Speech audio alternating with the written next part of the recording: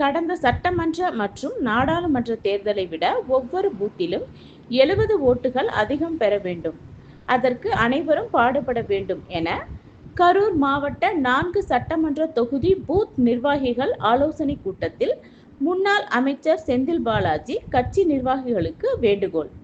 கரூர் தனியார் திருமண மண்டபத்தில் இன்று இரவு திமுக கட்சியின் சார்பாக அரவக்குறிச்சி, கிருஷ்ணராயபுரம், குளித்தலை, கரூர் சட்டமன்ற தொகுதிக்கு உட்பட்ட BLA 2 பூத் நிர்வாகிகள் ஆலோசனை கூட்டம் நடைபெற்றது.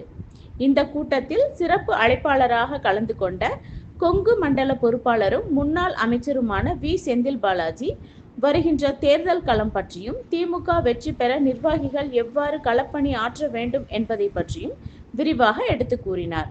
அதனைத் தொடர்ந்து வருகின்ற ஞாயிற்றுக்கிழமை கரூர் சட்டமன்ற தொகுதிக்கு உட்பட்ட ராமேஸ்வரப்பட்டியில் உள்ள எனது பூத்தில் பகுதிகளில் நான் அப்பகுதி மக்களிடையே கடந்த 4 ஆண்டுகளில் திராவிட முன்னேற்றக் கழகம் ஆட்சியில் செய்துள்ள சாதனை குறித்து பொதுமக்களை சந்திக்க இருப்பதாகவும், அதைத் தொடர்ந்து அனைத்து திமுக நிர்வாகிகளும் தங்களுக்கு ஒதுக்கப்பட்டுள்ள பூத்துகளில் உள்ள பொதுமக்களை நேரில் சந்தித்து தங்களது படிவத்தை பூர்த்தி செய்து வரும் தேர்தலில் திராவிட முன்னேற்றக் கழகம் அதிக வாக்கு வித்தியாசத்தில் வெற்றி பெற அனைவரும் ஒன்று சேர்ந்து பாடுபட வேண்டும் என கூட்டத்தில் பேசினார். தொடர்ந்து செய்தியாளர்களை சந்தித்த அவர், கரூர் மாவட்டத்தில் உள்ள 4 சட்டமன்ற தொகுதிகளிலும் திமுக வெற்றி பெறுவது உறுதி.